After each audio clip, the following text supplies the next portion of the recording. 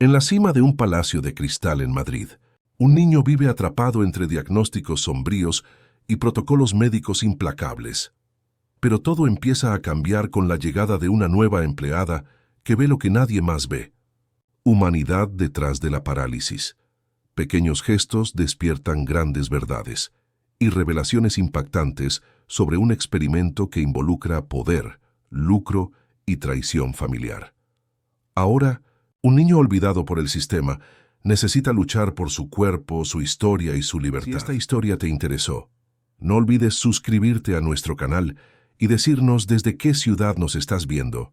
Continuamos. Prometo que esta será la mejor historia que escucharás en tu vida. En la azotea más alta del edificio más imponente del barrio de Polanco, en Ciudad de México, vivía Pedro Enrique Almeida Campos, un niño de 7 años, con ojos del color del cielo, que parecían contener un océano entero de secretos. El penthouse triplex, con sus 900 metros cuadrados de mármol italiano y cristal blindado, era llamado por los empleados el Palacio de Cristal, no solo por la arquitectura contemporánea que privilegiaba la transparencia, sino por la frialdad que emanaba de cada rincón perfectamente decorado. El pequeño Pedro pasaba sus días en una silla de ruedas motorizada de última generación, rodeado de tecnología médica de punta, juguetes importados aún en sus embalajes originales y un equipo de enfermeras que cumplían protocolos con precisión militar, pero rara vez miraban a los ojos del niño. A los 7 años, Pedro ya había pasado por especialistas de 5 países diferentes, todos confirmando el mismo diagnóstico devastador: una condición neurológica degenerativa que comprometía su capacidad de movimiento y que, según los informes definitivos, lo condenaría a una vida de inmovilidad progresiva. Un día más, un medicamento más, susurraba la enfermera jefe Verónica, mientras preparaba un cóctel de fármacos en jeringas codificadas por colores. Son 7 años de tratamiento experimental, y el doctor Vasconcelos garantiza que esta nueva combinación estabilizará los espasmos. El padre de Pedro, Eduardo Almeida Campos, era el fundador y CEO de Campos Farm, un imperio farmacéutico que había crecido exponencialmente en los últimos años gracias a patentes de medicamentos para enfermedades raras. Desde el fallecimiento de su esposa, Fernanda, durante el complicado parto de Pedro, Eduardo se había sumergido en su trabajo con una obsesión que rozaba la autoflagelación. Raramente estaba en casa, y cuando aparecía, siempre lo hacía cargando cajas de nuevos equipos médicos o anunciando tratamientos revolucionarios. «Hola, campeón», decía Eduardo en sus visitas semanales, generalmente los domingos entre reuniones. Depositaba la mano sobre el hombro de su hijo sin realmente tocarlo, como si Pedro fuera una escultura delicada que podría agrietarse bajo presión. «Traje un disfraz nuevo del Capitán Astro, el mejor que existe». Y así permanecía la relación, amor expresado a través de regalos caros, pero rara vez a través de presencia verdadera. Aquel lunes de marzo comenzó con la inesperada partida de la ama de llaves de la casa, doña Carmen, quien, tras 6 años de servicio impecable, decidió jubilarse para cuidar a su marido enfermo. Eduardo, que detestaba los cambios en la rutina establecida, autorizó a toda prisa la contratación temporal de Janaína Ribeiro, una mujer de 40 años proveniente de la periferia de Ciudad de México, recomendada por una empresa de servicios domésticos. Janaína llegó al Palacio de Cristal vistiendo una camiseta sencilla y pantalones vaqueros, llevando solo un pequeño bolso gastado. Su rostro, marcado por las experiencias, cargaba una serenidad inusual, incluso ante el intimidante proceso de entrada, que incluía reconocimiento facial, verificación de huellas dactilares y un detallado cuestionario sobre su historial médico. «¿La señora ha sido informada de las reglas?», preguntó Verónica, entregándole un uniforme gris y una tableta con más de 50 páginas de procedimientos. «Aquí nada se mueve sin autorización, nada se toca sin guantes, nada se le dice al niño sin aprobación previa. La señora limpiará los ambientes según el cronograma, sin alterar la disposición de ningún objeto y sin interactuar directamente con el paciente». «Comprendo», respondió Janaína con una tranquilidad que desconcertó a la enfermera. Lo que Verónica no sabía era que detrás de aquella calma había una mujer que conocía el dolor profundamente. Janaína había perdido a su único hijo, Mateo, 5 años antes, víctima de un síndrome raro que los médicos del sistema público no lograron diagnosticar a tiempo. Desde entonces, se había dedicado a estudiar sobre cuidados especiales, asistiendo como oyente a charlas en hospitales universitarios y devorando libros sobre fisioterapia y estímulos sensoriales. En la primera semana, Janaína hizo exactamente lo que se esperaba de ella.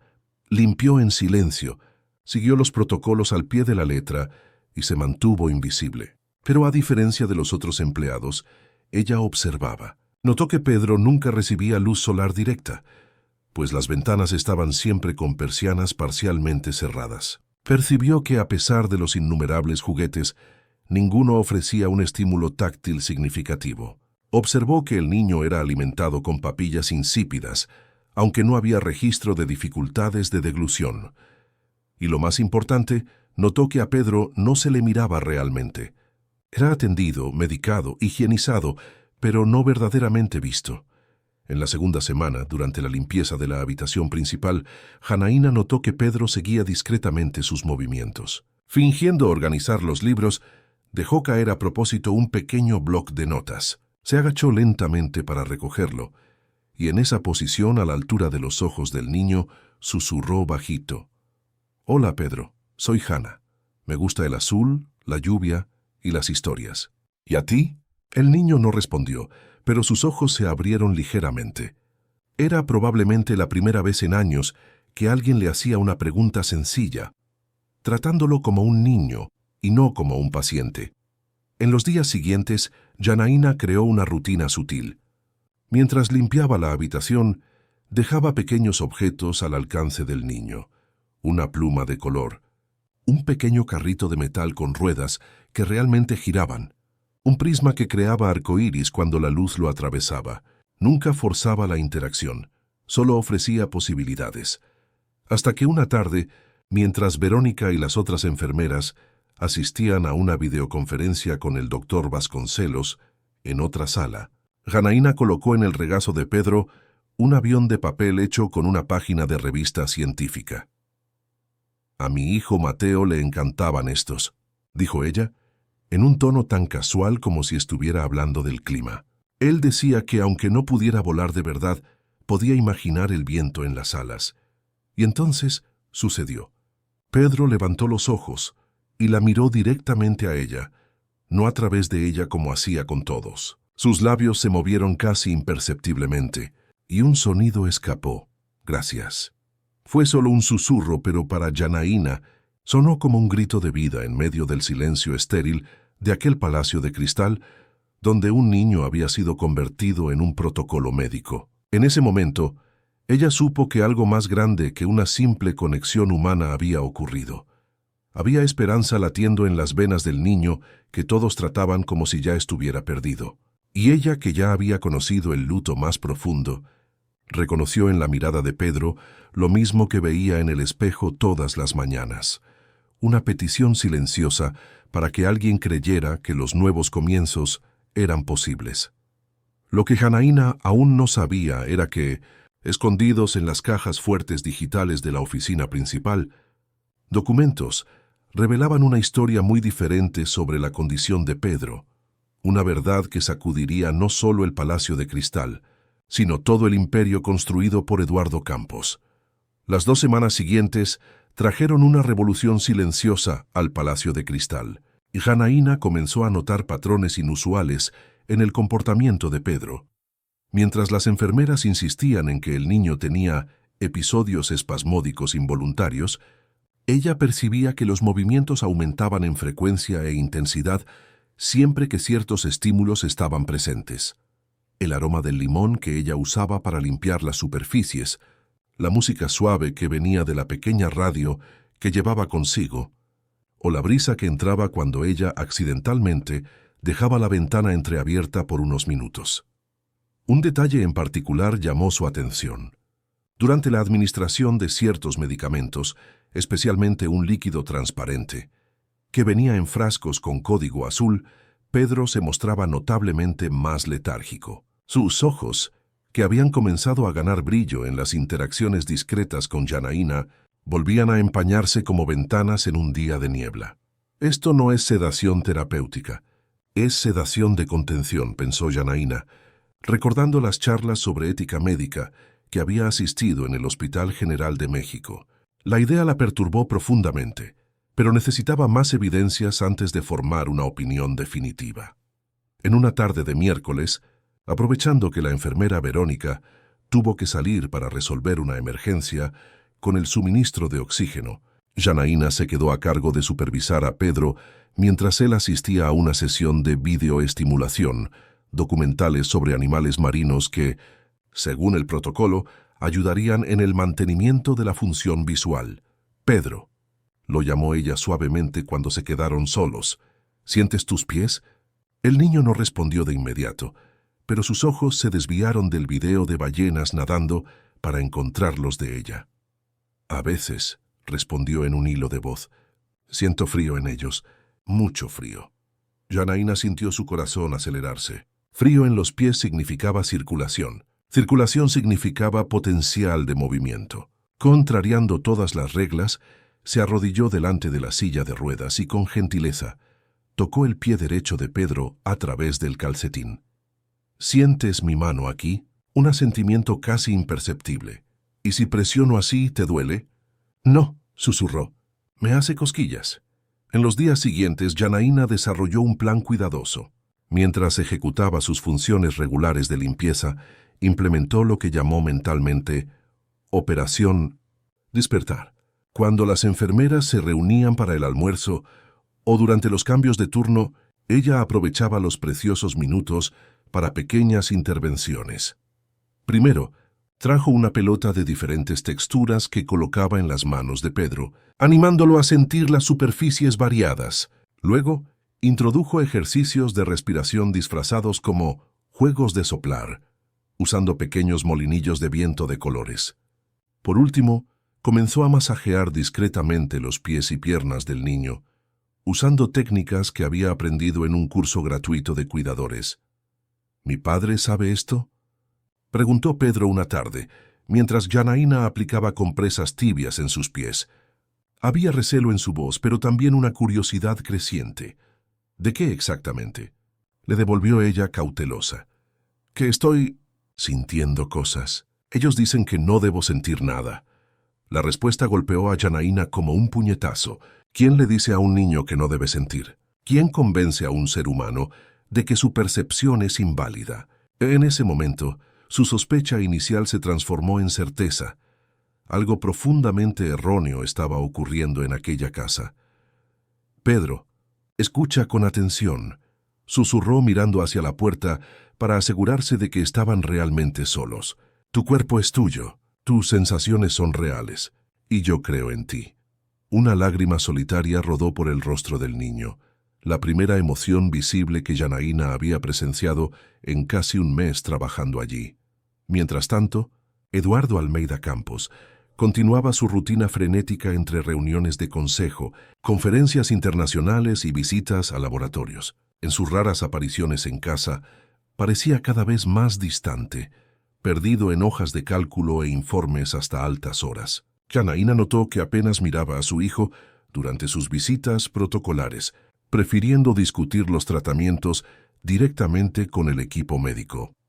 El doctor Vasconcelos garantizó que el nuevo protocolo está estabilizando los marcadores, comentó con Verónica mientras firmaba una autorización para más medicamentos. Continúe con la dosis aumentada y monitoree cualquier reacción adversa. Janaína, fingiendo organizar los productos de limpieza cerca de la puerta, registró mentalmente el nombre del médico para futuras investigaciones. Doctor Renato Vasconcelos.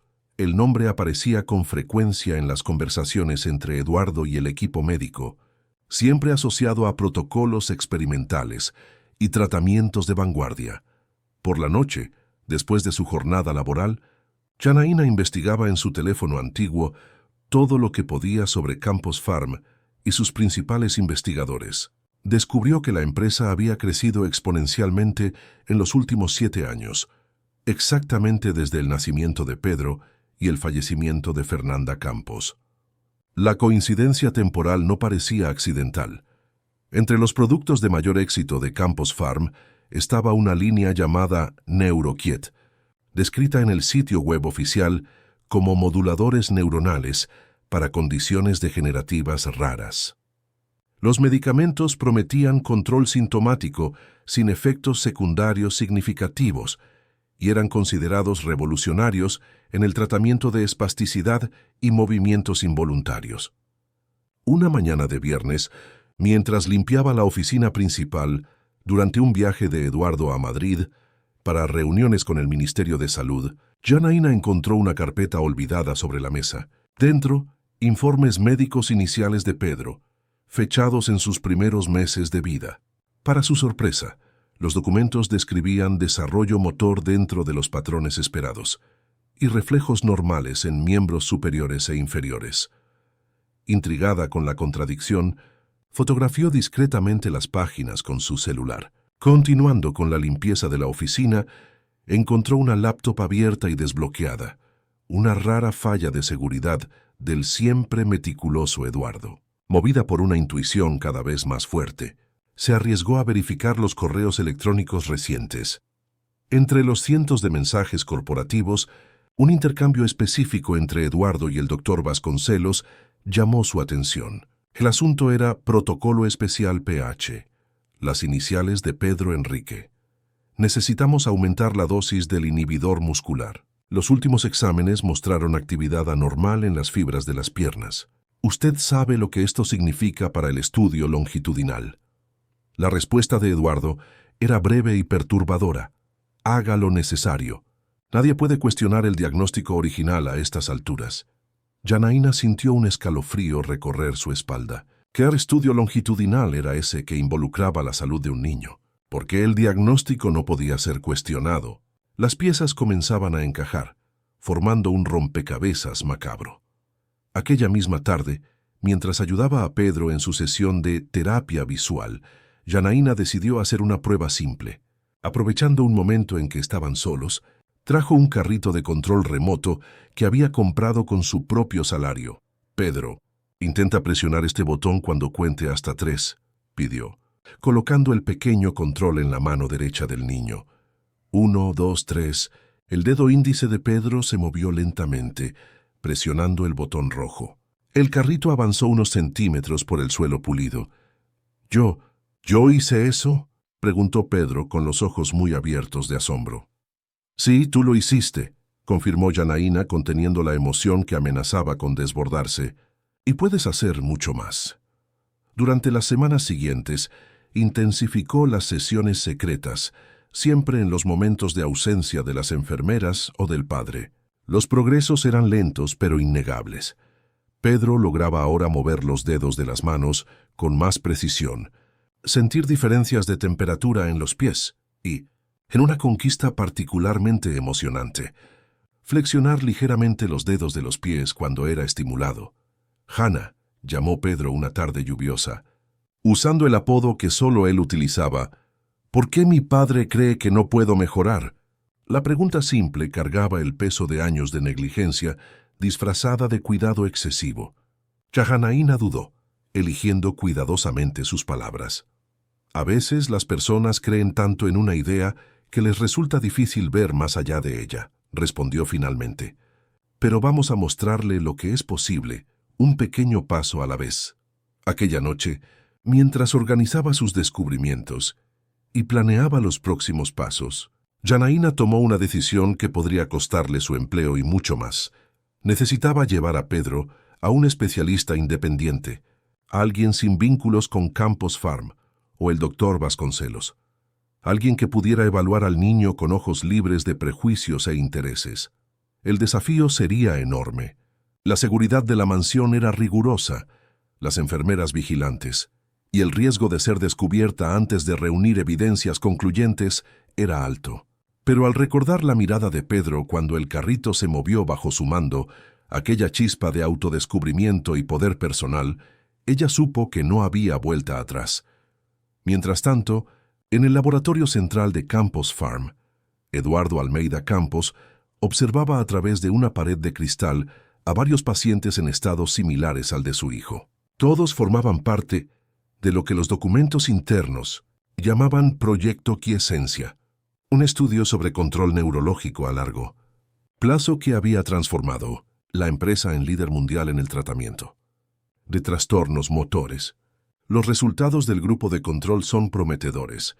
Señor Campos, comentó una investigadora a su lado, si los datos del paciente 0 continúan estables durante los próximos meses, tendremos aprobación internacional para expandir el protocolo. Eduardo asintió distraídamente, sus pensamientos divagando hacia la imagen de su hijo en su silla de ruedas. El paciente 0, el primero, el comienzo de todo. El plan de Janaína necesitaba ser meticuloso. Después de semanas observando la rutina de la mansión, identificó el momento ideal.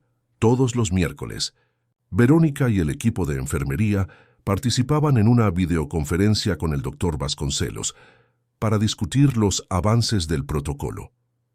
Era la única hora de la semana en que Pedro quedaba bajo supervisión mínima, generalmente con alguna empleada menos cualificada observándolo de lejos. Janaína había contactado al Dr. Miguel Santos, un neurólogo respetado del Hospital Español que no tenía ningún vínculo con Campos Farm.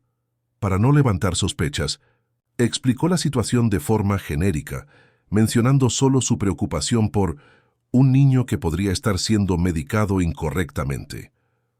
El médico, sensibilizado, accedió a evaluarlo de forma confidencial. El miércoles elegido, el cielo de Ciudad de México amaneció cubierto por una densa niebla, lo que Janaína interpretó como una señal positiva. La visibilidad reducida ayudaría en la operación. Mientras las enfermeras se concentraban en la sala de reuniones, ella entró en la habitación de Pedro, quien ya estaba despierto y ansioso. «Tengo miedo, Jana», susurró él cuando la vio entrar con una mochila y ropa que no era su uniforme habitual. «Es normal tener miedo a lo desconocido». «Pedro», respondió ella, ayudándolo a ponerse una sudadera y pantalones que había comprado secretamente. «Pero a veces necesitamos enfrentar ese miedo para descubrir la verdad. ¿Confías en mí?» El niño asintió afirmativamente. En los últimos meses, Janaína se había convertido en su único vínculo real con el mundo más allá de los protocolos médicos. El primer ser humano en años en tratarlo como una persona, no como un caso clínico. Con una habilidad adquirida en sus estudios nocturnos sobre transferencias de pacientes, Janaína acomodó a Pedro en una silla de ruedas manual, más simple, que había escondido días antes en el área de servicio. Para evitar las cámaras del vestíbulo principal, utilizó el elevador de servicio, que estaba temporalmente con monitoreo reducido debido a un mantenimiento que ella misma había solicitado, fingiendo ser la asistente de Eduardo. Respiración normal, expresión tranquila, se instruía mentalmente mientras atravesaba el estacionamiento subterráneo. El conductor de la aplicación ya esperaba en el punto combinado, con un coche adaptado para silla de ruedas. Otro detalle cuidadosamente planeado por Janaína. «Buenos días, señora».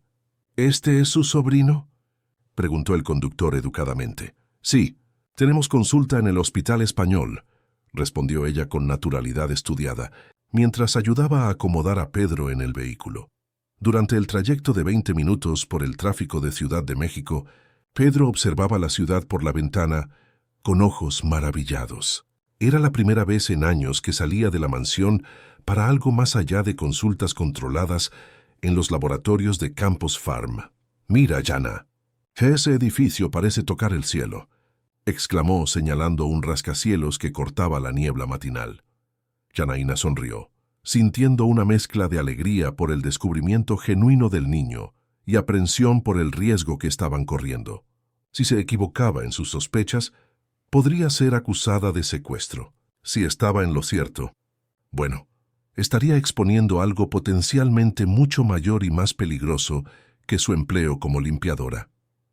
En el consultorio particular del Dr. Santos, ubicado en un ala discreta del hospital, Pedro fue sometido a una batería de exámenes neurológicos básicos. El médico, un hombre de mediana edad con ojos amables detrás de gafas de montura gruesa, Condujo las pruebas con una combinación de profesionalismo y calidez humana que inmediatamente se ganó la confianza del niño.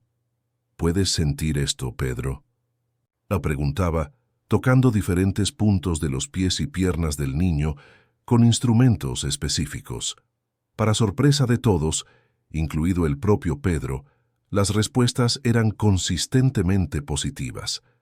Había sensibilidad, había respuesta, había vida en aquellos miembros supuestamente comprometidos por una condición neurológica degenerativa. «Quiero hacer algunos exámenes más», dijo el doctor Santos, después de la evaluación inicial. «Necesitamos imágenes detalladas y algunos análisis de sangre específicos». Las horas siguientes fueron intensas. Resonancia magnética, análisis de sangre completos, pruebas de reflejo y electromiografía, una investigación completa que, en circunstancias normales, tardaría semanas en ser programada.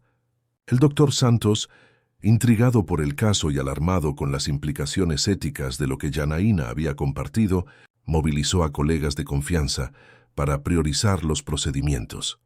Mientras esperaban los resultados preliminares, Janaína y Pedro compartieron un momento de ligereza en la cafetería del hospital. Era la primera comida del niño fuera de casa en años. Un simple sándwich natural y jugo de naranja que, para él, tenían sabor a libertad. «Si de verdad puedo mover mis piernas algún día», comentó Pedro entre bocados, «quiero jugar fútbol. Veo partidos en la televisión cuando nadie está mirando». El comentario aparentemente simple revelaba mucho. El niño tenía sueños y deseos propios, mantenidos vivos en secreto durante años de confinamiento medicalizado. Finalmente, a primera hora de la tarde, el doctor Santos se reunió con ellos en su consultorio. Su semblante era grave, pero sus ojos reflejaban una determinación renovada. «Lo que tengo que decir es muy serio», comenzó él, organizando varias imágenes e informes sobre la mesa.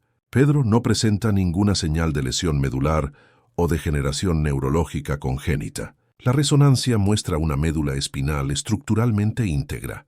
Los análisis de sangre, sin embargo, revelan niveles significativos de dos sustancias específicas», señaló un gráfico de colores. «Este es un potente relajante muscular, en dosis muy por encima de lo terapéuticamente recomendado. Y este», indicó otra marca en el gráfico, «es un sedante de uso controlado que afecta la propiocepción, la capacidad de sentir el propio cuerpo en el espacio». Janaína sintió su corazón acelerarse. Era la confirmación de sus peores sospechas. «¿Qué significa eso, doctor?», preguntó Pedro, sorprendiendo a ambos con su comprensión de la situación. El doctor Santos miró directamente al niño, respetando su inteligencia y derecho a la verdad. «Significa, Pedro, que tu dificultad para moverte no proviene de una enfermedad natural. Viene de los medicamentos que has estado recibiendo. Tu musculatura está debilitada por el desuso, pero no hay razón neurológica para que no puedas recuperar los movimientos con fisioterapia adecuada. Y, principalmente, con la suspensión de esos medicamentos». Un silencio pesado llenó la sala. La magnitud de la revelación era devastadora. Alguien, posiblemente varias personas, había mantenido deliberadamente a Pedro en un estado de parálisis inducida durante años. «Mi padre», comenzó Pedro, su voz embargada.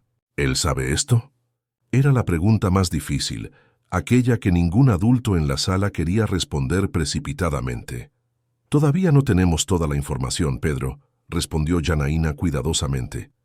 «Pero vamos a descubrir la verdad completa, te lo prometo». El doctor Santos, visiblemente perturbado con las implicaciones éticas y legales del caso, ofreció su apoyo incondicional. «Voy a documentar todo esto oficialmente y me pondré en contacto con el Consejo Regional de Medicina. Pero ustedes necesitan entender la seriedad. Estamos potencialmente ante un caso de experimentación médica no consentida en un niño. Esto tiene implicaciones criminales graves». La palabra criminales flotó en el aire como una nube tóxica. Janaína pensó en el imperio farmacéutico de Eduardo, en los equipos de abogados a su disposición, en el poder económico y político que él ostentaba. Exponer esta situación sería como desafiar una fortaleza con una espada de madera. Aún así, mirando a Pedro, a la mezcla de shock, dolor y esperanza en sus ojos, ella supo que no había vuelta atrás. «¿Qué hacemos ahora?», le preguntó ella al médico. Desde el punto de vista médico, recomiendo iniciar inmediatamente la desintoxicación y la fisioterapia intensiva. Pedro necesita eliminar esas sustancias del organismo y comenzar a redescubrir su cuerpo verdadero.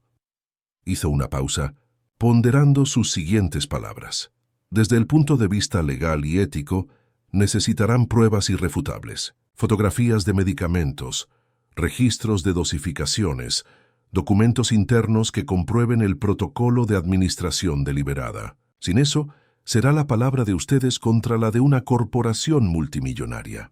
La tarde avanzaba rápidamente, y Janaína sabía que necesitaban regresar a la mansión antes de que su ausencia fuera notada. Con instrucciones detalladas del doctor Santos sobre cómo proceder en los próximos días y un plan para consultas de seguimiento secretas, iniciaron el viaje de regreso. En el coche, Pedro permaneció callado, procesando las revelaciones del día. Solo cuando avistaron los contornos del edificio donde vivían, rompió el silencio.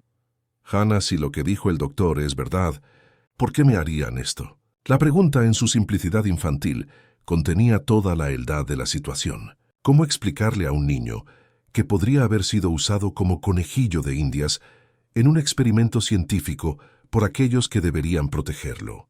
A veces, Pedro, las personas toman decisiones equivocadas por razones que creen importantes.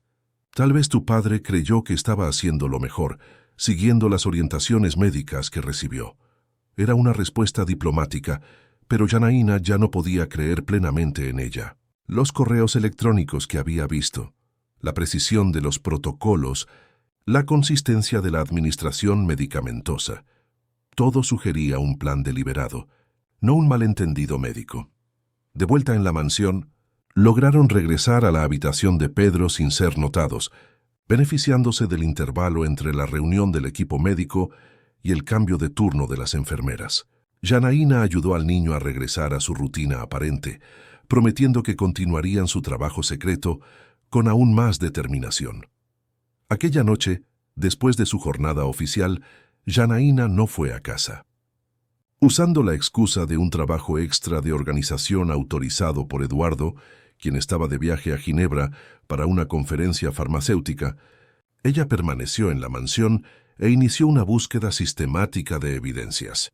En la oficina principal, protegida por una contraseña que ella había memorizado, al observar a Eduardo digitarla, encontró carpetas digitales organizadas por año. En la más antigua, fechada en el nacimiento de Pedro, había informes médicos iniciales que describían a un bebé con desarrollo neuromotor normal y reflejos apropiados para la edad.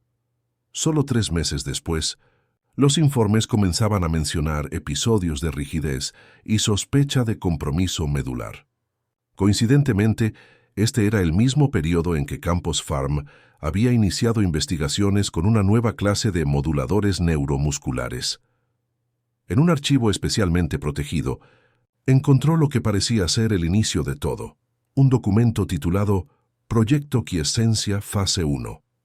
El texto, repleto de jerga científica, describía un estudio longitudinal sobre control farmacológico de trastornos motores en pacientes pediátricos. El primer caso listado era identificado solo como paciente PH. 0,7 años, control primario. Con las manos temblorosas, Janaína fotografió cada página, cada informe, cada correo electrónico comprometedor. Las evidencias formaban un mosaico aterrador. Pedro había sido, desde la más tierna edad, el paciente cero de un experimento farmacéutico no declarado, conducido por su propio padre y por el doctor Vasconcelos. Más perturbador aún, era un conjunto de documentos financieros que demostraba cómo la eficacia comprobada de los medicamentos de la línea NeuroKit, probados primeramente en Pedro, había transformado a Campos Pharm de una empresa mediana en una gigante farmacéutica global, multiplicando su valor de mercado por 50 en 7 años. Salud convertida en acciones. Movimientos cambiados por millones. El cuerpo de un niño transformado en laboratorio vivo para el desarrollo de medicamentos que, irónicamente, prometían mejorar la calidad de vida de pacientes neurológicos en todo el mundo. Mientras organizaba las evidencias en un disco duro seguro, Janaína oyó un ruido proveniente del pasillo. Rápidamente apagó la computadora y fingió estar organizando documentos físicos cuando la puerta se abrió. «¿Qué hace aquí a estas horas?», la preguntó Verónica con evidente sospecha en su mirada. «Terminando la organización de los archivos físicos, como el señor Campos solicitó», respondió Janaína con la calma que había aprendido a mantener en situaciones tensas. «Estoy casi terminando». La enfermera jefe dudó, sus ojos recorriendo la sala en busca de señales de invasión. «El señor Campos acaba de llamar. Regresa mañana por la mañana, antes de lo previsto. Asegúrese de que todo esté impecable». Janaína asintió, sintiendo el peso de la información. El tiempo se estaba agotando. Con Eduardo regresando antes de lo esperado, ella necesitaría actuar rápidamente. Aquella misma noche, después de que Verónica se retirara a su habitación en el piso inferior, Janaína visitó a Pedro secretamente. Lo encontró despierto, mirando la ciudad iluminada a través de la ventana parcialmente abierta. Una pequeña libertad que ella había introducido en su rutina. «Encontré cosas». «Pedro», dijo ella sentándose en el borde de la cama, «cosas que explican mucho pero que también traen preguntas difíciles. ¿Sobre mi padre?», preguntó él, su voz pequeña en la penumbra de la habitación. «Sí, y sobre el doctor Vasconcelos, y sobre los medicamentos que tomas». Ella explicó, en términos simples pero honestos, lo que había descubierto. Que su cuerpo estaba siendo manipulado por medicamentos, que su supuesta condición era en realidad inducida artificialmente, que existían documentos que sugerían que él era parte de un estudio no autorizado. Para su sorpresa, Pedro no lloró. Sus ojos, inesperadamente maduros para un niño de 7 años, reflejaban una comprensión profunda que trascendía su edad, tal vez resultado de años observando el mundo desde una posición de aislamiento forzado. «Siempre supe que había algo raro», dijo él después de un largo silencio. «Sentía cosas que me decían que no debería sentir. Soñaba con correr, incluso sin haber corrido nunca». Hizo una pausa, mirando sus propias manos pequeñas. «¿Qué hacemos ahora, Hannah?». La pregunta era simple, pero la respuesta sería el inicio de una transformación que afectaría no solo sus vidas, sino potencialmente la de miles de otras personas. «Mañana», respondió Janaína, sosteniendo sus manos con firmeza, «empezamos a recuperar tu vida. Y después haremos que los responsables enfrenten la verdad que intentaron esconder». La llegada de Eduardo Almeida Campos fue anunciada por el discreto ronroneo de su Porsche eléctrico entrando en el garaje subterráneo del edificio. Janaína, que había dormido solo unas horas en el sofá del área de servicio, se despertó con el sonido de los elevadores activándose. Rápidamente, reorganizó su uniforme y se preparó para un día más de aparente normalidad. El magnate farmacéutico entró en la penthouse a las 7:15, con el semblante cansado de quien cruzó continentes en vuelos ejecutivos. Sin pasar por la habitación de su hijo, se dirigió directamente a su oficina, donde Verónica ya lo esperaba con el informe semanal sobre el protocolo de tratamiento. Janaína, fingiendo limpiar el pasillo adyacente, logró captar fragmentos de la conversación. «Los niveles están controlados, pero noté algunos episodios de respuesta muscular anómala», reportaba Verónica en tono clínico, especialmente después de las sesiones de estímulo visual. «Ajuste la dosificación del modulador N según la tabla que el doctor Vasconcelos envió», respondió Eduardo, su voz traicionando agotamiento. «No podemos arriesgar variaciones en esta etapa. El consorcio europeo está listo para invertir en la expansión global, pero necesitan garantías de eficacia continua». La mención a un consorcio europeo y expansión global confirmaba las sospechas de Janaína. El caso de Pedro no era aislado. Había planes para replicar el tratamiento a escala internacional, lo que significaba potencialmente decenas, cientos de otros niños sometidos al mismo proceso de parálisis inducida.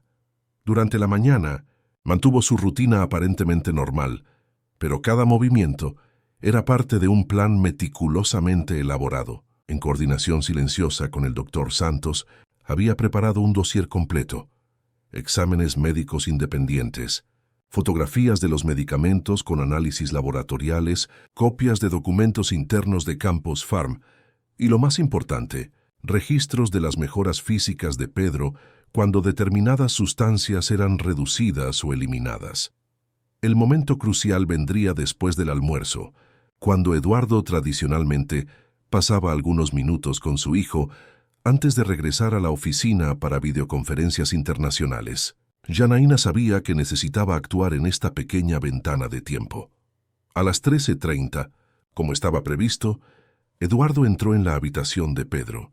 El niño estaba sentado en su silla de ruedas habitual, pero algo inmediatamente pareció diferente. En lugar de la mirada vaga y distante que normalmente presentaba durante las visitas de su padre, sus ojos estaban alertas, enfocados.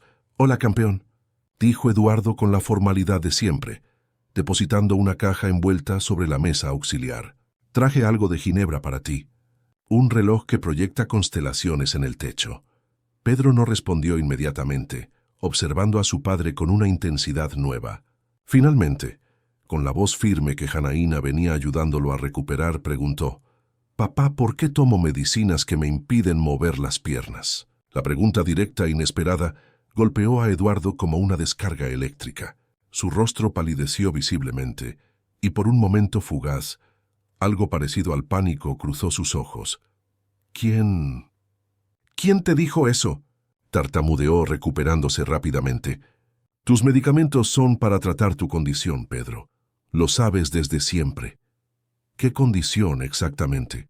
La voz de Janaína sonó desde la puerta, donde se había posicionado silenciosamente.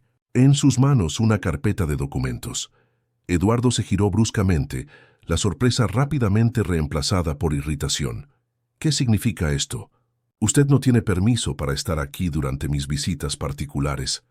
«Usted tiene razón», respondió Janaína, manteniendo una calma sorprendente, incluso con el corazón acelerado. «Así como no tengo permiso para cuestionar por qué un niño, perfectamente sano al nacer, desarrolló misteriosamente una condición neurológica que coincidió con el lanzamiento de la línea NeuroKiet de su empresa».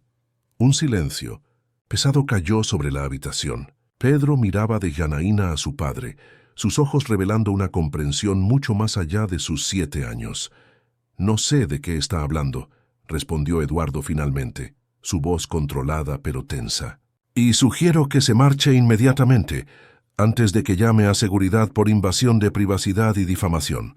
Janaína dio un paso adelante, colocando sobre la mesa los documentos que llevaba. «Estos son resultados de exámenes neurológicos independientes realizados por el doctor Miguel Santos, del Hospital Español», explicó metódicamente. «Muestran ausencia de cualquier lesión medular o condición degenerativa. Lo que sí muestran, sin embargo, son niveles alarmantes de relajantes musculares y supresores neurológicos, los mismos componentes básicos de los medicamentos NeuroKiet». Eduardo no tocó los papeles, pero su mirada entrenada en detalles reconoció inmediatamente la legitimidad de los documentos médicos. «¿Cómo consiguió esto?», se preguntó, su voz bajando peligrosamente. «¿Sacó a mi hijo de esta casa sin autorización?». «Sí», respondió Janaína simplemente. «Así como usted le quitó el derecho básico de usar su propio cuerpo». La atmósfera en la habitación se volvía cada vez más densa. Pedro, silencioso pero completamente presente, observaba el enfrentamiento con intensa atención. «Usted no va a llamar a seguridad», continuó Janaína, «porque si lo hace, estas mismas informaciones serán enviadas automáticamente a 3 periodistas de investigación, 2 fiscales y el Consejo Federal de Medicina». Era un farol parcial. Ella de hecho había contactado a un periodista de confianza recomendado por el doctor Santos, pero el material aún no estaba en posesión de las autoridades. El riesgo que corría era calculado, basado en su evaluación del carácter de Eduardo, un hombre obsesionado con el control y la reputación. «¿Qué quiere?», preguntó Eduardo después de un largo momento, su tono ahora cautelosamente neutral. «Quiero la verdad», respondió Janaína. Pedro merece saber por qué fue mantenido artificialmente inmovilizado durante 7 años. En este momento, inesperadamente, Pedro tomó la iniciativa. Con un movimiento que sorprendió tanto a Janaína como a Eduardo, levantó lentamente el brazo derecho y retiró la manta que cubría sus piernas. «Mira, papá», dijo él, y con esfuerzo visible movió ligeramente el pie derecho. Un movimiento pequeño, tembloroso, pero inequívocamente voluntario. La reacción de Eduardo fue visceral. Retrocedió un paso, llevándose la mano a la boca, sus ojos fijos en el pequeño movimiento que desafiaba 7 años de diagnósticos, tratamientos y ahora parecía claro, mentiras. Esto es imposible», murmuró. «No, no lo es», replicó Janaína. «Es lo que sucede cuando dejas de administrar sustancias paralizantes a un niño sano. Él ha mejorado cada día desde que empecé a perder algunas dosis o sustituirlas por agua». Eduardo se tambaleó hasta una silla cercana y se desplomó en ella pareciendo de repente mucho más viejo. El imperio corporativo, el multimillonario implacable, el científico respetado. Todas esas personas parecían desmoronarse ante la simple visión de su hijo moviendo un pie. «No se suponía que fuera así», dijo finalmente, su voz casi inaudible. El protocolo inicial era temporal, solo para validar la eficacia de los moduladores en un caso controlado. «¿Un caso controlado?», repitió Janaína incrédulamente. «Es su hijo, no un experimento de laboratorio. Usted no entiende». Eduardo levantó la mirada y por primera vez había emoción genuina en sus ojos, una mezcla perturbadora de culpa, desesperación y algo parecido a súplica.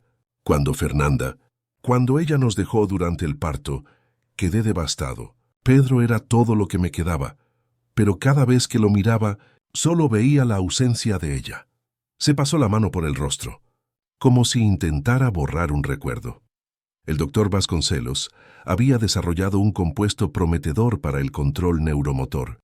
Necesitábamos un caso de estudio para la primera fase clínica, en un ambiente totalmente controlado. Iba a ser solo por unos meses, pero los resultados fueron extraordinarios, continuó después de una pausa. Las acciones de la empresa se dispararon. Aparecieron inversores internacionales. De repente, había mucho en juego. Miles de millones en potencial de mercado. Contratos con sistemas de salud de decenas de países. Entonces, decidió sacrificar la infancia de su hijo por el lucro corporativo, concluyó Janaína sin intentar esconder el desprecio en su voz. «No, quiero decir...»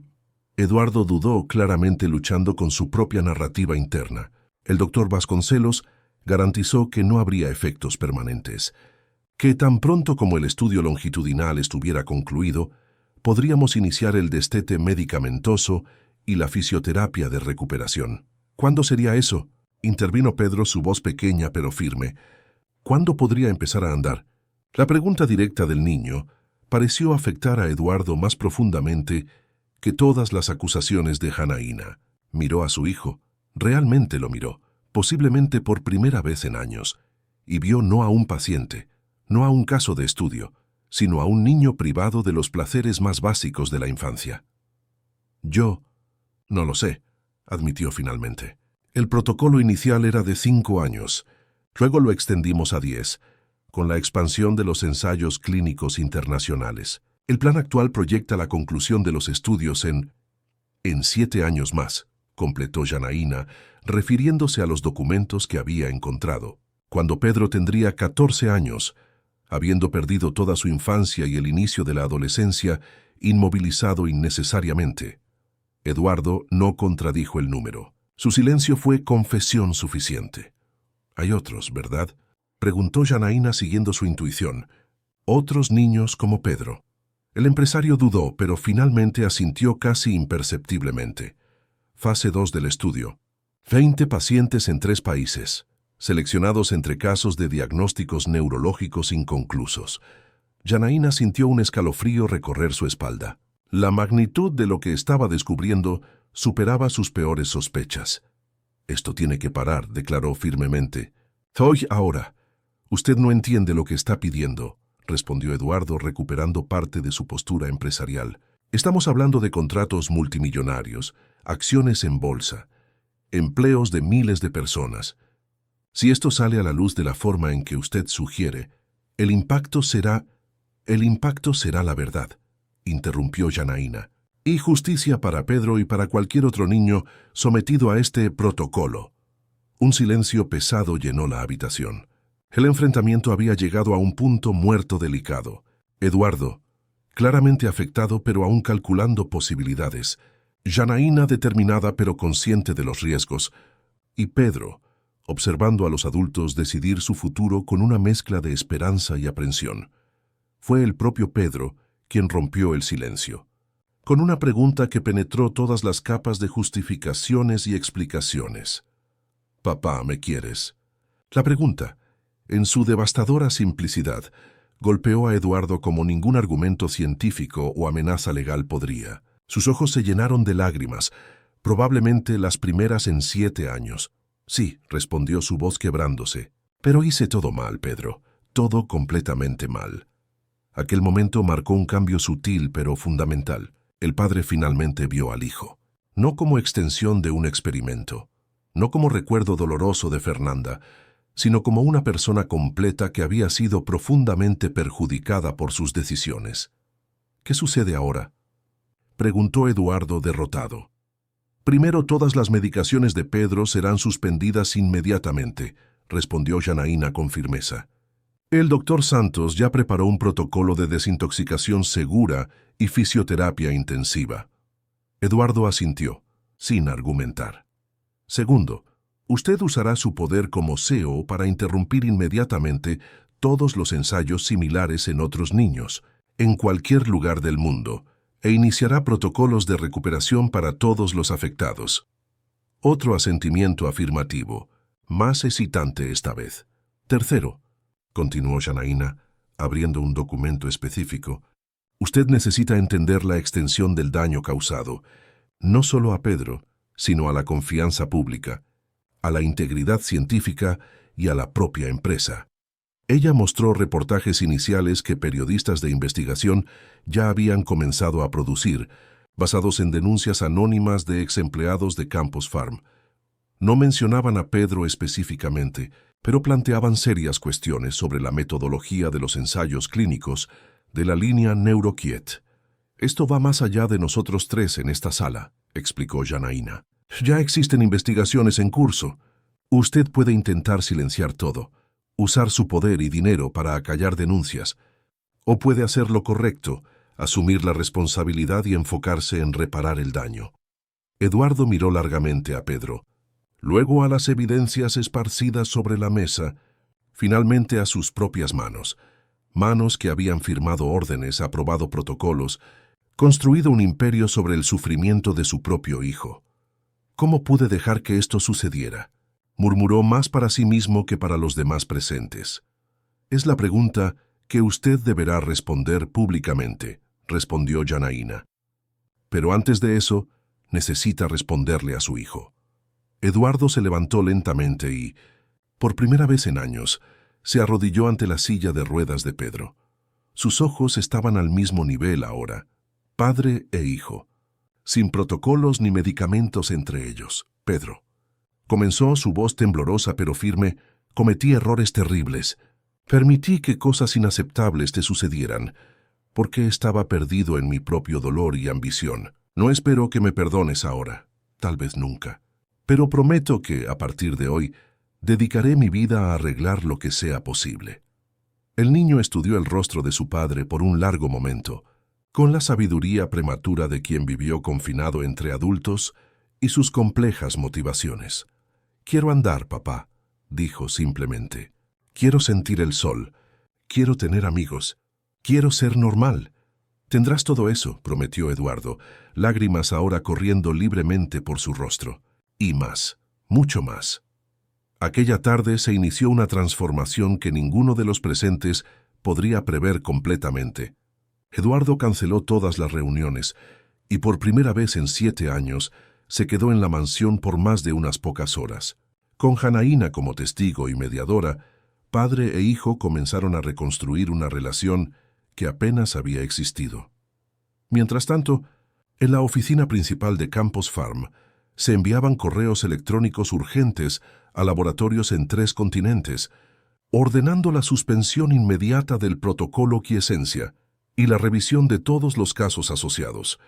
El doctor Vasconcelos, confrontado con la decisión de Eduardo, reaccionó primero con indignación, luego con amenazas veladas, finalmente con resignación cuando percibió que su principal aliado había cambiado de bando. La prensa, que ya olfateaba irregularidades en la gigante farmacéutica, recibió informaciones cuidadosamente preparadas.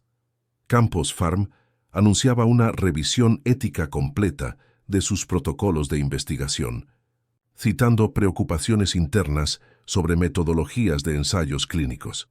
Eduardo no mencionó a Pedro específicamente, protegiendo la privacidad de su hijo, pero asumió total responsabilidad por fallas en los procesos de supervisión ética. Las acciones de la empresa se desplomaron un 40% en un solo día, eliminando miles de millones en valor de mercado. Inversores furiosos exigían explicaciones, consejos de ética médica de diversos países anunciaban investigaciones, y competidores farmacéuticos exploraban ávidamente la debilidad súbita de la antes intocable Campos Farm. Pero dentro de la mansión en lo alto de Polanco, una revolución mucho más íntima y significativa ocurría. Bajo la orientación del Dr. Santos, Pedro iniciaba su proceso de liberación física y emocional. Las primeras 72 horas fueron difíciles, con síntomas de abstinencia de los medicamentos que su cuerpo había recibido durante años. Pero gradualmente, con el apoyo constante de Janaína y la presencia recién descubierta de Eduardo, el niño comenzó a redescubrir sensaciones, movimientos y emociones que habían sido químicamente suprimidas. Verónica y el equipo de enfermeras fueron despedidas, reemplazadas por profesionales recomendados por el Dr. Santos sin ninguna conexión previa con Campos Farm. La mansión, antes aséptica y silenciosa como un laboratorio, comenzó lentamente a cobrar vida. Ventanas abiertas dejaban entrar la brisa y el sonido de la ciudad. Música sonaba en las habitaciones principales, y la voz de Pedro, cada vez más fuerte y confiada, resonaba por los pasillos antes vacíos. Una semana después del enfrentamiento inicial, Eduardo encontró a Janaína en el balcón, observando a Pedro durante su sesión de fisioterapia acuática en la piscina interna. ¿Por qué hizo todo esto?, preguntó él genuinamente curioso. Arriesgó su empleo, su seguridad, enfrentó a una corporación multimillonaria, por un niño que apenas conocía. Janaína observó al niño que ahora reía mientras intentaba patalear el agua con fuerza creciente. Cada pequeño movimiento, una victoria sobre años de inmovilidad forzada. Porque reconocí en él lo que perdí, respondió simplemente. La oportunidad de ver a un niño crecer como debería, libre, pleno, verdadero. Eduardo asintió, comprendiendo más de lo que las palabras decían. En aquel momento silencioso, un pacto implícito se formó entre ellos. El pasado no podría deshacerse, pero el futuro, de Pedro, de los otros niños afectados, y tal vez de muchos más, aún estaba por escribirse, y sería escrito no con protocolos químicos o proyecciones de lucro, sino con verdad, responsabilidad y principalmente con el amor que había estado ausente por demasiado tiempo.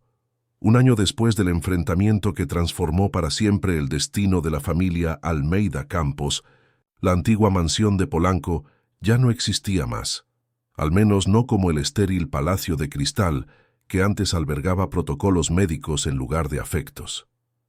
El espacio físico permanecía el mismo, pero su esencia había sido completamente renovada. Las paredes antes blancas e impersonales ahora exhibían colores vibrantes y dibujos hechos por el propio Pedro. Las ventanas permanecían constantemente abiertas, permitiendo que la brisa de Ciudad de México circulara libremente por los ambientes antes herméticamente cerrados. La silla de ruedas motorizada de última generación había sido reemplazada por un simple andador que, cada semana, se volvía menos necesario. Pedro Enrique Almeida Campos, ahora con 8 años, caminaba lentamente por el pasillo principal, apoyándose ocasionalmente en las paredes. Sus pasos aún eran vacilantes, pero cargaban la determinación férrea de quien redescubrió la libertad después de años de confinamiento químico. «Mira, Hannah», exclamó él, soltándose completamente del apoyo y dando 3 pasos independientes antes de buscar nuevamente el equilibrio en la pared. «Conseguí uno más». Hannah sonrió ampliamente, registrando el momento en un diario meticuloso que mantenía desde el inicio del proceso de recuperación. Cada nuevo movimiento, cada pequeña conquista era cuidadosamente documentada, no más como datos clínicos para un experimento farmacéutico, sino como hitos preciosos en la jornada de renacimiento de un niño. «Increíble, Pedro.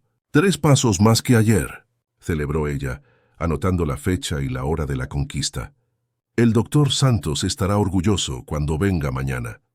La fisioterapia intensiva, combinada con el proceso gradual de desintoxicación supervisado por el doctor Miguel Santos, había producido resultados que muchos considerarían milagrosos, pero que, en realidad, solo confirmaban la ausencia de cualquier condición neurológica real. Con el cuerpo finalmente libre de los potentes relajantes musculares y supresores neurológicos, Pedro recuperaba progresivamente el control sobre sus movimientos.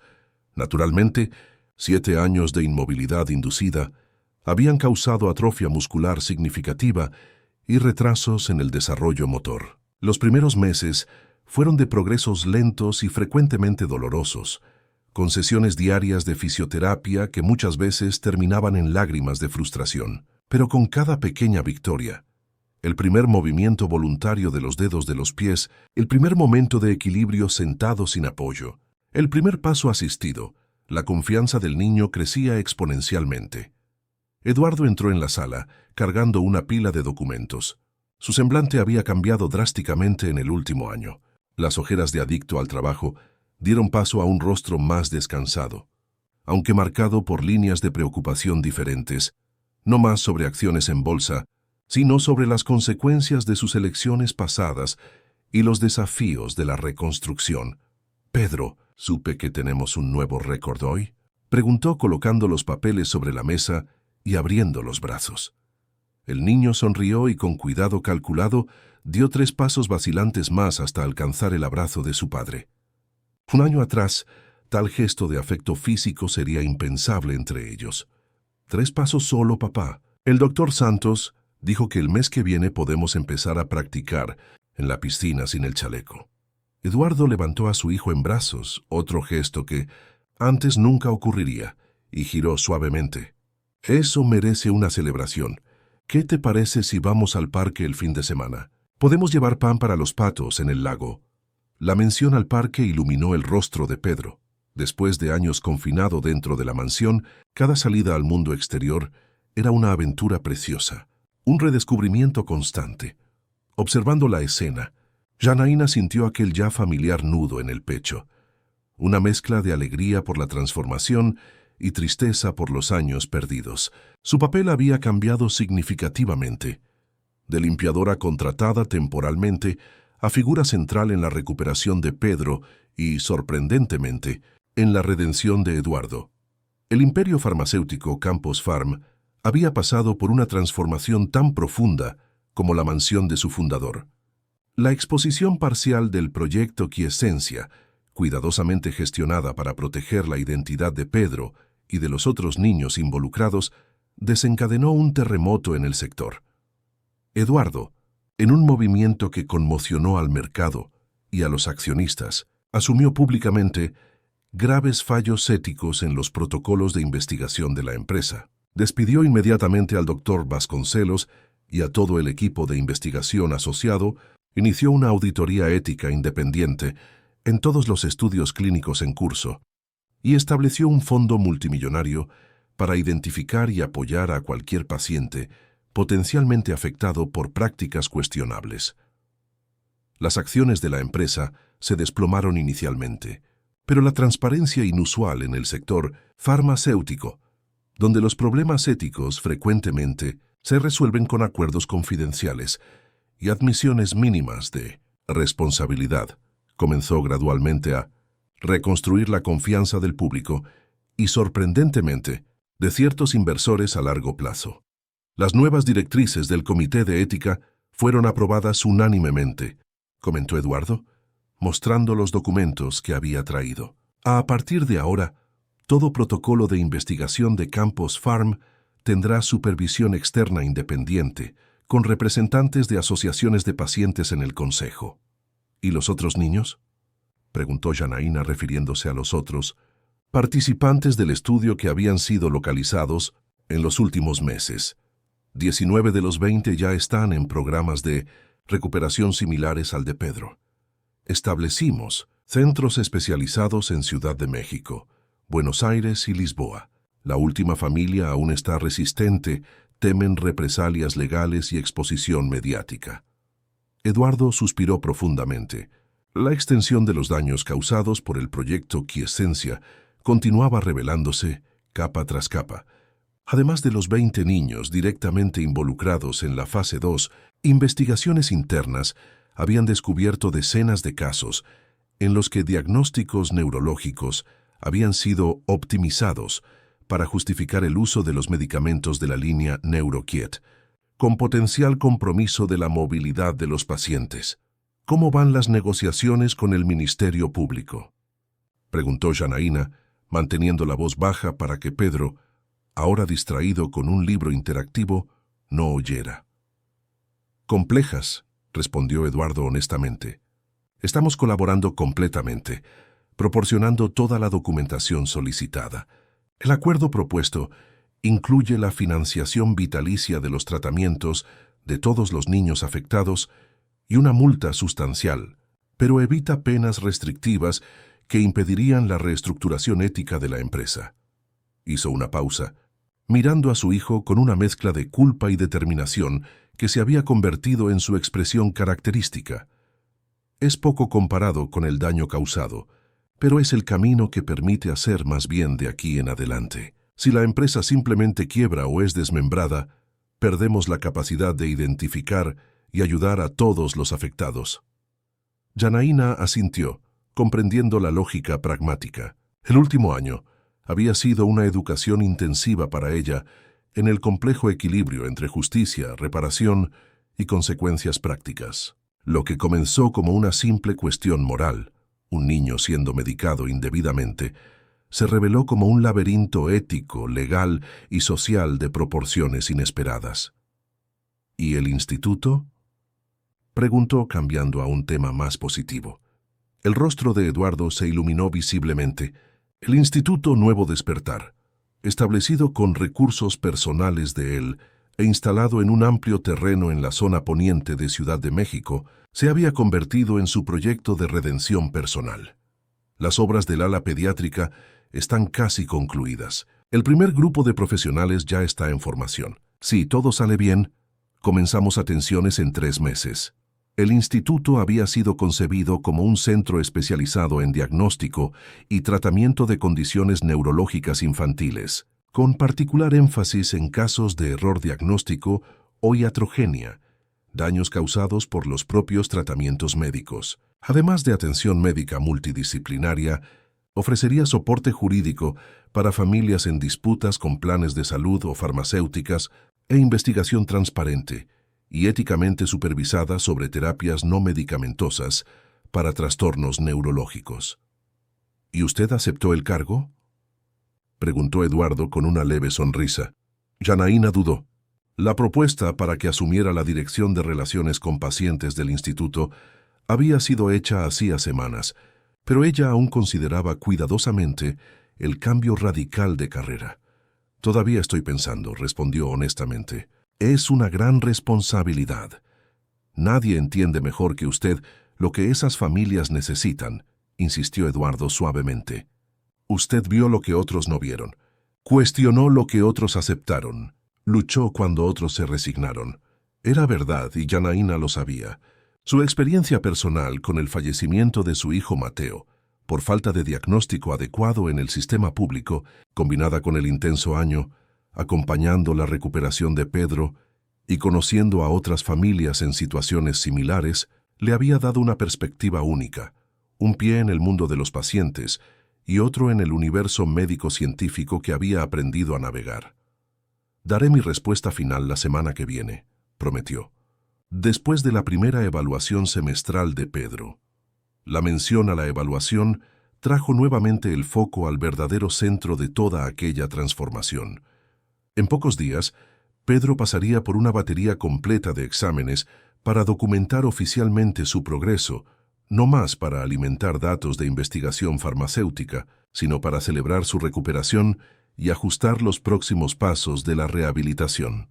El día de la evaluación llegó con un cielo excepcionalmente azul sobre Ciudad de México.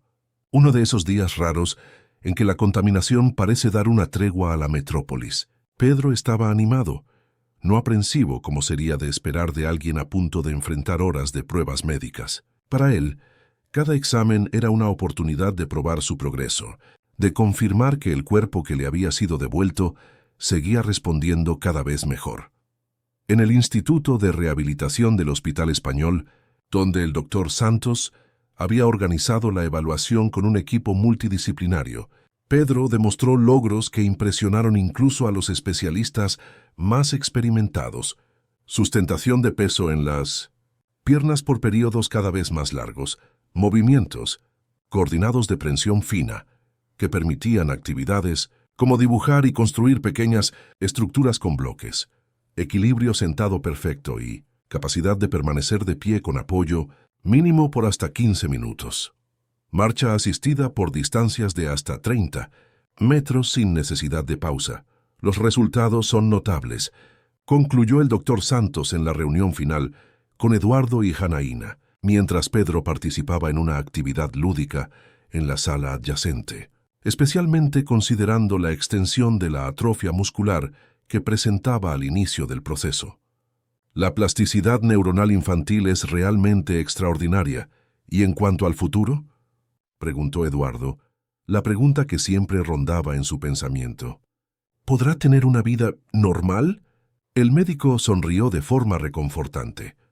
Pedro jamás tendrá el mismo desarrollo motor que habría tenido si no hubiera pasado por esta experiencia, explicó con honestidad. Siempre habrá algunas limitaciones de fuerza y resistencia muscular, y probablemente necesitará fisioterapia de mantenimiento durante muchos años. Hizo una pausa, mirando los exámenes de imagen más recientes. Pero dentro de estas condiciones veo un futuro muy prometedor. Con la continuidad del tratamiento actual, creo que en un año más podrá caminar de forma independiente la mayor parte del tiempo, quizás con apoyo ocasional de un bastón, para distancias mayores o momentos de fatiga. Podrá asistir a la escuela regular, participar en actividades físicas adaptadas y llevar una vida ampliamente autónoma. Las palabras eran como música para los oídos de Eduardo y Janaína. La normalidad, ese concepto relativo pero tan deseado, parecía finalmente al alcance. De regreso a casa, con Pedro dormido en el asiento trasero, después del intenso día de actividades, Eduardo rompió el silencio contemplativo. ¿Decidió sobre el instituto? Janaína observó el horizonte de Ciudad de México por la ventana del coche por unos momentos antes de responder. «Acepto», dijo finalmente. «Pero con una condición». «¿Cuál?», preguntó Eduardo, genuinamente curioso. «Que el instituto no lleve solo su nombre o el de Campos. Farm, que sea también dedicado a la memoria de todos los niños que pasaron años sin diagnóstico correcto o bajo tratamientos inadecuados». Eduardo asintió lentamente, comprendiendo la amplitud de la petición. Justo, muy justo. 3 meses después, bajo una lona blanca que protegía a los invitados del fuerte sol de la primavera de Ciudad de México, se realizaba la ceremonia de inauguración del Instituto Nuevo Despertar. La placa de bronce en la entrada llevaba la inscripción, dedicado a Mateo Oliveira de los Santos y a todos los niños cuyas voces no fueron escuchadas a tiempo. El nombre del hijo de Janaína, el niño cuya pérdida había moldeado su sensibilidad para reconocer el sufrimiento silencioso de Pedro, ahora eternizado como símbolo de un compromiso con la medicina humanizada y ética.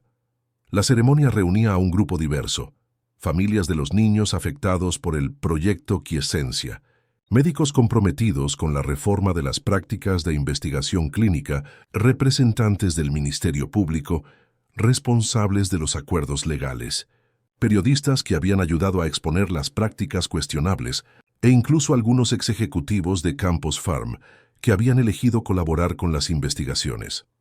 En el centro de todo, Pedro Enrique Almeida Campos, ahora con casi 9 años, sorprendió a todos cuando, al ser llamado para la fotografía oficial, caminó lentamente pero sin asistencia hasta el escenario. Usando solo un bastón ligero para apoyo ocasional, recorrió los 15 metros hasta el micrófono en medio de aplausos emocionados.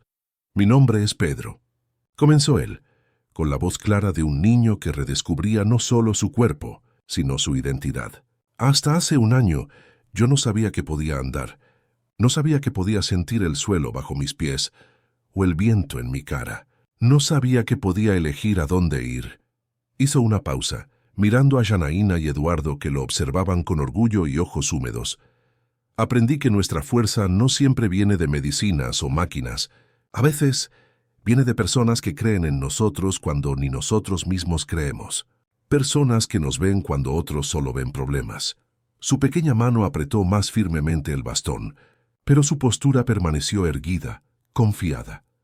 Este instituto existe para que todos los niños sean realmente vistos, para que nadie más quede atrapado en una silla de ruedas sin necesitarlo, o tomando medicinas que no ayudan, para que médicos, padres y cuidadores trabajen juntos, siempre recordando que detrás de cada diagnóstico existe una persona con sueños. El discurso, simple pero profundamente sincero, capturó la esencia de lo que el último año había significado para todos los involucrados. Una jornada de reconocimiento, de errores, de posibilidades, de humanidad más allá de los protocolos. En los años siguientes, la historia de Pedro y la transformación de Eduardo Almeida Campos se convirtieron en un poderoso estudio de caso en ética médica, gobernanza corporativa y defensa de los derechos de los pacientes. El Instituto Nuevo Despertar se expandió a 3 unidades en México y estableció alianzas con centros similares en Argentina, Portugal y España. Janaína Ribeiro de los Santos, la limpiadora que se convirtió en directora de relaciones con pacientes y, eventualmente, presidenta del instituto, se convirtió en una referencia internacional en defensa de diagnósticos humanizados y tratamientos centrados en la persona, no solo en la condición médica. Sus charlas sobre la mirada que transforma inspiraron a una nueva generación de profesionales de la salud a cuestionar protocolos rígidos y buscar soluciones individualizadas.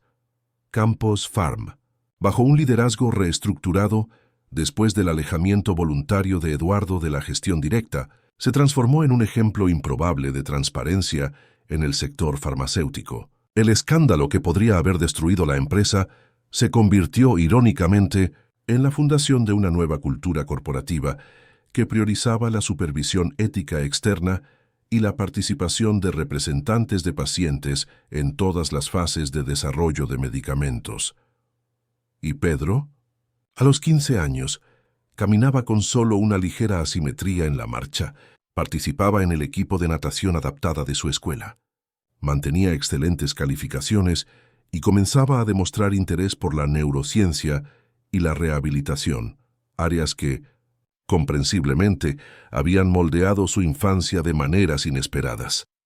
Una tarde de sábado, mientras observaba a Pedro nadar libremente en la piscina de la casa, ahora muy diferente del antiguo Palacio de Cristal, Eduardo encontró a Janaína revisando planes para una nueva ala del instituto.